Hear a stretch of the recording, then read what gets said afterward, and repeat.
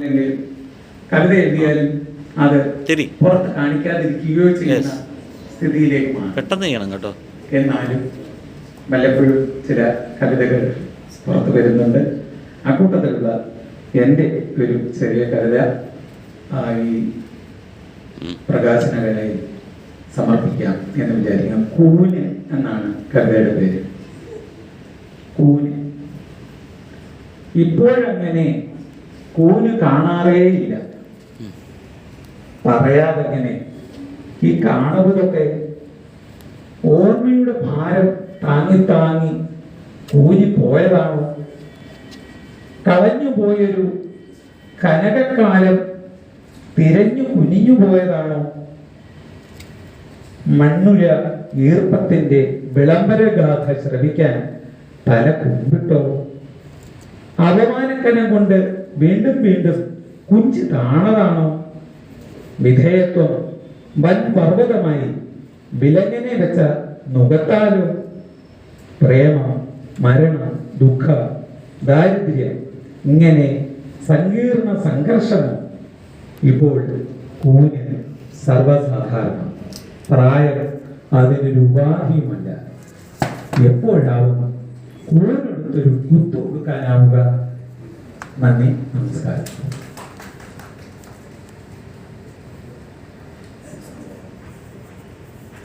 ഒരു കവിതയുടെ കവിതകളാക്കിയിട്ടുണ്ട് Shri M Sunilkumar, M G Sunilkumar.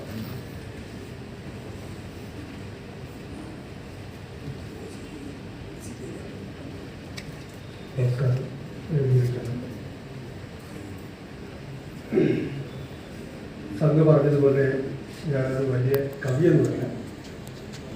പക്ഷെ ഞാനിവിടെ നിൽക്കുന്നത് നമ്മുടെ സാജോ മാഷിൻ്റെ ഒരു നാടക വിദ്യാർത്ഥിയായിട്ടാണ്.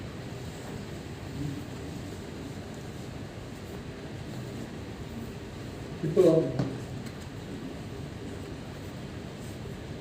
സിനിമ ആക്ടർ, ഫിലിം ആക്ടർ എന്നുള്ള നിലയിലേക്ക് എന്നെ എത്തിക്കാൻ പരിശ്രമിച്ച ആദ്യകാലത്തെ എൻ്റെ നാടക അധ്യാപകനാണ് ശ്രീമാൻ സാജു പട്ടി. അതെനിക്ക് തോന്നുന്നു 89-90 കാലങ്ങളിൽ അന്ന് തുടങ്ങിയ ആ നാടകങ്ങളിൽ ഇപ്പോഴും നമ്മൾ നിർത്തിയിട്ട് അവർ തന്ന, എനിക്ക് തോന്നുന്നു മറ്റേ എൽ തോമസ് കുട്ടി മാഷ്, പിന്നെ തുളസി എന്നതും ശശിസാറുമൊക്കെ സാക്ഷ്യങ്ങളാണ്. ഇപ്പോഴും തിയേറ്റർ ഒളിമ്പിക്സിൽ വരെ ഒരു നാടകം കളിക്കാൻ ഒരു നാടകക്കാരന് പറ്റുക എന്ന് പറഞ്ഞാൽ അത് ചെറിയൊരു കാര്യമാണ്. ആ വലിയ ഭാഗ്യം എനിക്ക് കിട്ടാൻ കാരണക്കാരനായ ആദ്യത്തെ സംവിധായകൻ എന്നുള്ള നിലയിൽ, പിന്നീട് അത്യാവശ്യം വായനയും എഴുത്തും എന്ന് പറയുന്ന ഈ അസുഖം കൂടി കയറിയാണ് യഥാർത്ഥത്തിൽ ഞാനിവിടെ.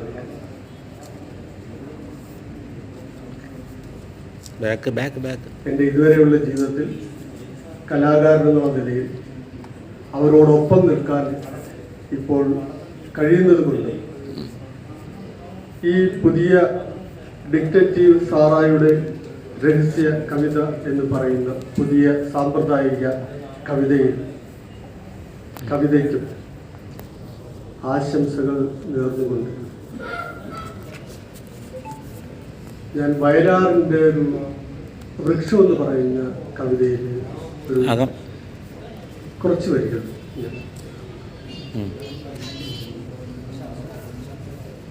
വരമായിരുന്നു ഞാൻ പണ്ട് ഒരു മഹാനദിക്കരയിൽ, നദിയുടെ പേരു ഞാൻ മറന്നു. നൈലോ യൂഫ്രട്ടീസോ യങ്സ്റ്റിയോ യമുനയോ നദികൾക്കെന്നേക്കാളും ഓർമ്മ കാണണം. അവർ കഴലിൽ ചിറകുള്ള സഞ്ചാരപ്രിയ, നിലത്തെഴുതാൻ പഠിച്ചവർ, പറയാൻ പഠിച്ചവർ, വന്നു മാത്രമുണ്ടോർമ്മ ഏതോ മണ്ണിന്റെ ജലാർദ്രമാം തിരുനാഭിച്ചുഴിയിൽ കിടത്തു ഞാൻ. പ്രിയപ്പെട്ട സാജു മാഷിന് എല്ലാ ആശംസകളും ഭാവങ്ങളും നേർന്നുകൊണ്ട് ഞാൻ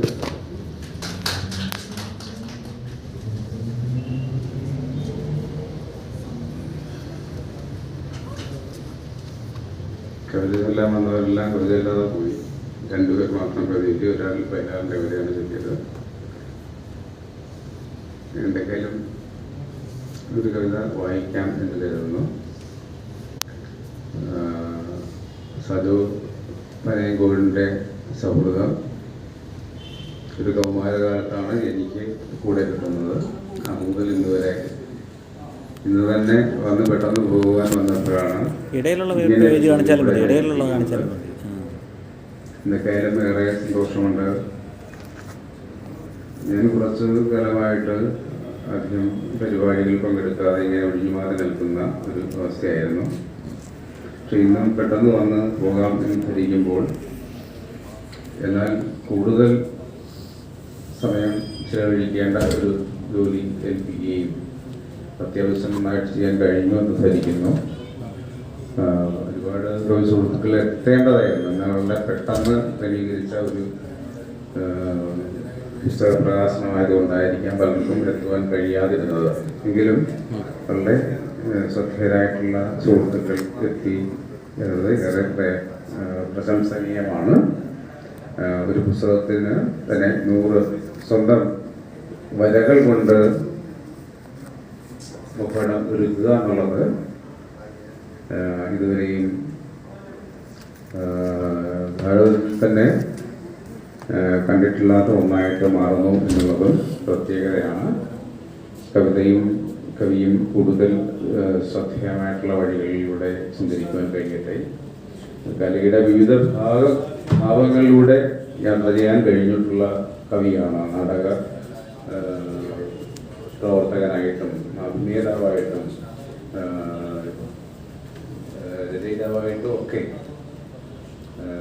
തിരക്കഥ രചയിതാവായിട്ടും ഒക്കെ ഒരുപാട് മേഖലകളിലൂടെ സഞ്ചരിക്കുവാൻ കഴിഞ്ഞ സാജയുടെ ഇന്നത്തെ രണ്ടാമത്തെ പുസ്തകത്തിൻ്റെ ഡിറ്റക്റ്റീവ് സാറയുടെ രഹസ്യ കവിത എന്ന പുസ്തകം കൂടുതൽ ശ്രദ്ധിക്കപ്പെടട്ടെ എന്ന് ആശംസിക്കുന്നു.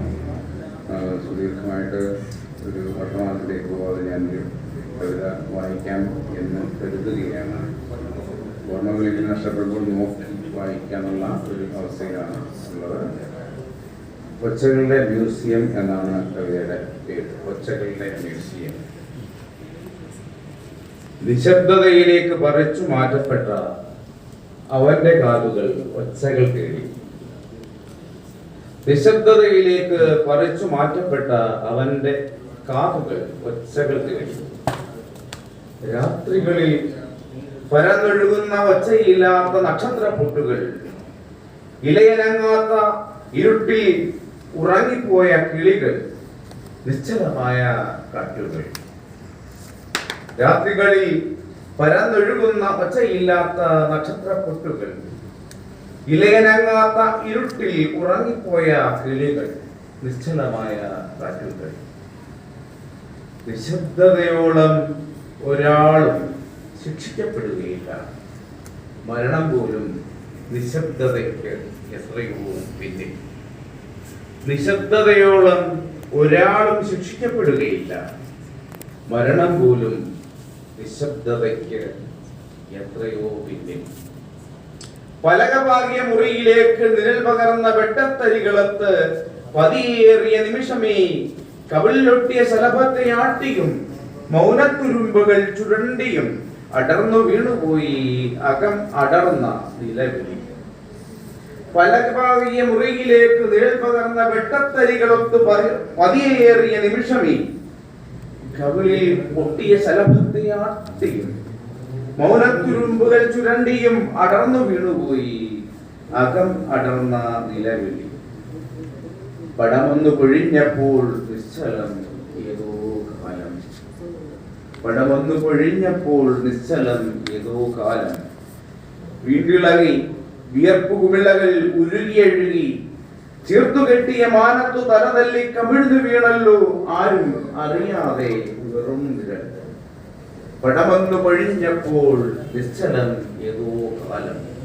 വീണ്ടിളകി വിയർപ്പു കുമിളകൾ ഉരുകിയഴുകി ചേർത്തു കെട്ടിയ മാനത്തു തലതല്ലി കമിഴ്ന്നു വീണല്ലോ ആരും അറിയാതെ വെറും നിഴൽ. ഒച്ചകൾ മരിച്ച മുറിക്കുള്ളിൽ പതിയിരിക്കും ഒച്ചകൾ തേടി ഇരുട്ടറുത്ത മിന്നലിൽ മുറുകെ പിടിച്ച് നീണ്ട വലനൂലാൽ പിന്നിയ കണ്ണുകൾ നെയ്തെടുത്ത് തിരഞ്ഞു കുഴഞ്ഞല്ലോ കറുത്തൊരുപാട്. ഒച്ചകൾ മരിച്ച മറിക്കുള്ളിൽ പതിയിരിക്കും ഒച്ചകൾ തേടി ഇരുട്ടറുത്ത മിന്നലിൽ മുറുകെ പിടിച്ചു നീണ്ട വലനൂലാൽ പിന്നിയ കണ്ണുകൾ നെയ്തെടുത്ത് തിരഞ്ഞു കുഴഞ്ഞല്ലോ കറുത്തൊരുപാട്. ാൽ കിട്ടിയ പാവക്കുട്ടി ദൈന്യം നോക്കുന്നു.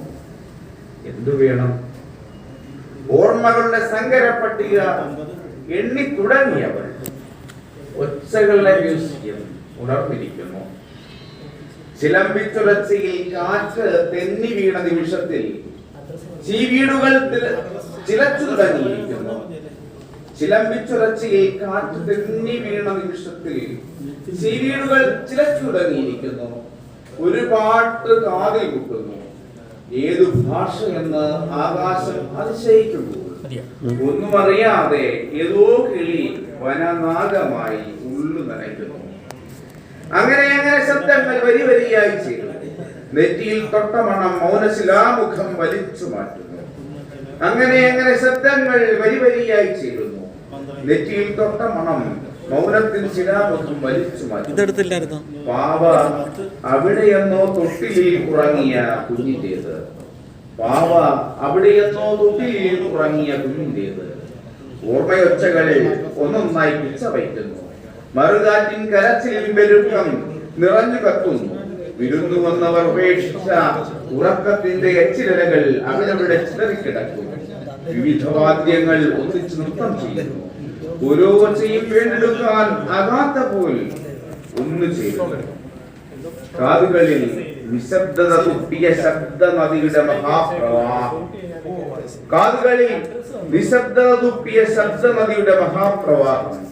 കലഹിച്ചു പ്രണയിച്ചു ഭക്ഷിച്ചു പാനം ചെയ്തു നൃത്തം ചവിട്ടി പാട്ടുപാടി ഇണചേർന്ന് പ്രസവിച്ചു പൊട്ടിക്കരഞ്ഞു പൊട്ടിച്ചിരിച്ചു കടന്നുപോയവരുടെ ഒച്ചകൾ ഒരുപോലെ ഒന്നിച്ചു വരുന്നു.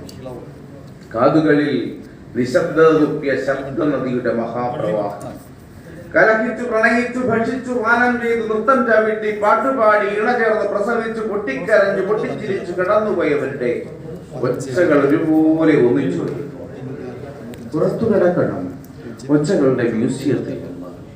പുറത്തു കിടക്കണം ഒച്ചകളുടെ മ്യൂസിയത്തിൽ നിന്ന്. എങ്കിലും ഏതൊരൊച്ചയാണ് ഇപ്പോഴും പിന്തുടരുന്നത്? പുറത്തു കിടക്കണം ഒച്ചകളുടെ മ്യൂസിയത്തിൽ നിന്ന്. എങ്കിലും ഏതൊരൊച്ചയാണ് ഇപ്പോഴും പിന്തുടരുന്നത്? ഒച്ചകളുടെ മ്യൂസിയം ഇങ്ങനെ നിൽക്കുന്നു. പ്രിയപ്പെട്ട സജയ്ക്ക് ഒരിക്കൽ കൂടെ എല്ലാവിധ ഭാവുകങ്ങളും നേരുന്നു. നമ്മളുടെ ഇന്നത്തെ ഈ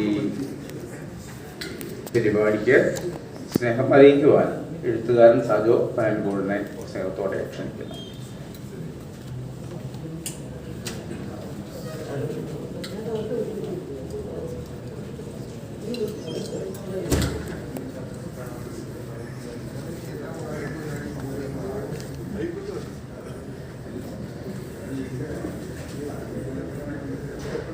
പ്രിയപ്പെട്ടവരെ നമസ്കാരം. പ്രിയപ്പെട്ടവരൊന്നുമില്ല, എല്ലാവരും കൂടെ പോയി. നമ്മൾ കുറച്ച് കൂട്ടുകാരെ അപ്രിയപ്പെട്ടല്ല, പ്രിയപ്പെട്ടവരല്ലേ. എല്ലാവർക്കും സന്തോഷം. എൻ്റെ രണ്ടാമത്തെ പുസ്തകമാണ്. 2018 ആദ്യ പുസ്തകം ഇറങ്ങിയത്. അതും പ്രധാനമായിട്ട് തന്നെയായിരുന്നു. പിമ്പുകളുടെ നഗരത്തിൽ എന്ന പുസ്തകം. ഇപ്പം രണ്ടാമത്തെ പുസ്തകം കുറേ വർഷത്തിന് ശേഷം എന്നാണ്. അപ്പോൾ അതിന് വലിയ പ്രത്യേകത ഉണ്ടെന്ന് പറയുന്നു. സത്യത്തിൽ ഞാനൊന്നും ഓപ്പറേറ്റ് ചെയ്തതല്ല, എൻ്റെ ഐഡിയ ആയിട്ടില്ല.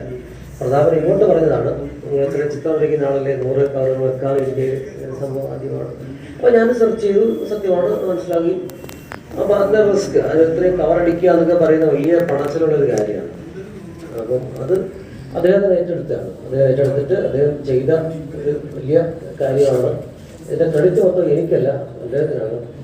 പച്ചമലയാളക്കാരൻ എൻ്റെ പുസ്തകം പഠിക്കാമെന്ന് പറഞ്ഞാണ്. അപ്പോൾ അദ്ദേഹം പറയുന്നത് 100 കവർ. അപ്പോൾ ഞാൻ ആകർഷമായി ക്ഷമിക്കണമല്ലോ അവരെ. അപ്പോൾ ഞാൻ അതിൽ സ്വാഭാവികമായിട്ട് ഇന്ത്യയിൽ ആദ്യത്തെ ഒരു സംഭവം ഞാനാണെന്ന് പറയുമ്പോൾ എനിക്ക് സന്തോഷം ഉണ്ടാവുമല്ലോ. തീർച്ചയായിട്ടും അങ്ങനെയാണ് സംഭവിച്ചത്. അതുകൊണ്ട് എൻ്റെ പ്രിയപ്പെട്ട ഹരിതബോക്സിൻ്റെ എല്ലാമായ പ്രതാപണ്ടായിട്ട് നന്ദി. ഈ പുസ്തകം പ്രകാശിപ്പിക്കാൻ ഞാൻ നേരിട്ട് വിളിച്ചാണ്. ഞാൻ പല വഴികൾ നോക്കിയിട്ട് എനിക്ക് നടക്കാതിട്ടാണ് ഞാൻ മിനിസ്റ്ററെയും MLA ഒക്കെ നേരിട്ടങ്ങ് വിളിച്ചത്. അപ്പോൾ എനിക്കത് നോക്കി സംഭവിച്ചത്. ഞാൻ പല വഴികൾ നോക്കിയിട്ട് നടന്നില്ല. നേരിട്ട് വിളിക്കാനായിട്ട് നല്ലത് എനിക്കിപ്പോൾ മനസ്സിലായിട്ടുണ്ട്. എന്തായാലും ഞാൻ വിളിച്ചു. എനിക്ക് സമയത്ത് എത്തി. എൻ്റെ പുസ്തകം അല്ലെങ്കിൽ നമ്മളുടെ പുസ്തകം, നമ്മുടെ എല്ലാ പുസ്തകവും പ്രകാശനം ചെയ്യാൻ സന്മനസ് കാണിച്ച, സ്നേഹം കാണിച്ച ചിന്തറാടി മിനിസ്റ്റർക്കും നൗഷാദിലേക്കും നന്ദി. പിന്നെ ക്ഷണിച്ചു വന്ന എൻ്റെ എല്ലാ പ്രിയപ്പെട്ട കൂട്ടുകാർക്കും, വരുമ്പോഴാണെന്നൊക്കെ ഇത്തിരി ബുദ്ധിമുട്ടുള്ള വിളിച്ച് വരണ്ടേ, ഈ സമയത്തൊക്കെ തിരിച്ചു പോകണ്ടേ. അപ്പോൾ എല്ലാ കൂട്ടുകാർക്കും, എൻ്റെ സംഘിന്, ചാസുവിന്, തുളസിയമ്മന്, ജംഷാളിന്, ലവറിന്, എൻ്റെ അനിയനും മോൾക്കും, ബിജുവിന്, ഇവിടെ നിൽക്കുന്ന KV ജ്യോതിലാലിന്, പുസ്തകം ഏറ്റുവാങ്ങി എൻ്റെ പ്രിയപ്പെട്ട കൂട്ടുകാരൻ സുനിൽ വിൽസൺ ജോണ്, ഇരിക്കുന്ന മീഡിയ ഫോട്ടോ എടുത്ത സുഹൃത്തുക്കൾക്ക്, MT സുനിൽകുമാറിന്, പ്രിയപ്പെട്ട പരാമർശിച്ച് കഴിഞ്ഞു ആദ്യം തന്നെ പ്രിയപ്പെട്ട എൻ്റെ പ്രിയപ്പെട്ട കൂട്ടുകാരൻ ഡോക്ടർ KV ശിവമണിക്ക് എല്ലാവർക്കും നന്ദി പറഞ്ഞുകൊണ്ട് അവസാനിപ്പിക്കുന്നു. നന്ദി.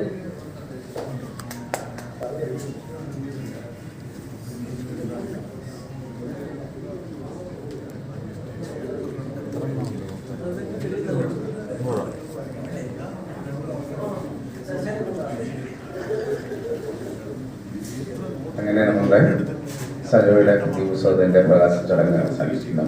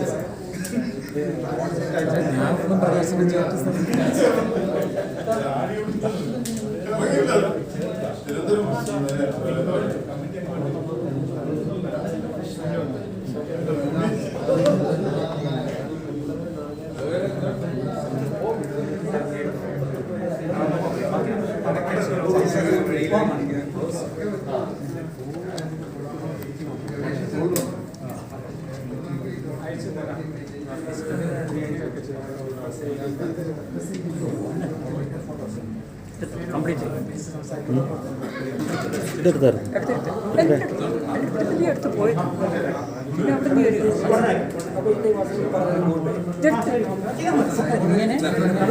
അവിടെ നീ ഒരു ഈ ടേബിൾ എടുത്തില്ലായിരുന്നു.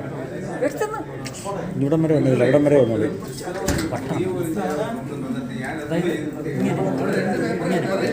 പിന്നെ ഞാനിവിടെ എങ്ങനെ എടുത്തു എനിക്കറിയത്തില്ല, ഞാൻ കണ്ടില്ല. അതായത് ഇങ്ങനെ അങ്ങനെ എടുത്തു, അവിടം വരെ അങ്ങനെ എടുത്തു. അവിടം വരെ നിർത്തി നമ്മൾ ഇവിടെ നിന്ന് ഇങ്ങനെ വന്നത്. ഇങ്ങനെ പോയി അവിടെ പോയി ഏറ്റവും അവസാനം വന്നു ഇങ്ങനെ. ആണോ? ഉറപ്പാണെങ്കിൽ കുഴപ്പമില്ല, എനിക്കെല്ലാം കാണണം.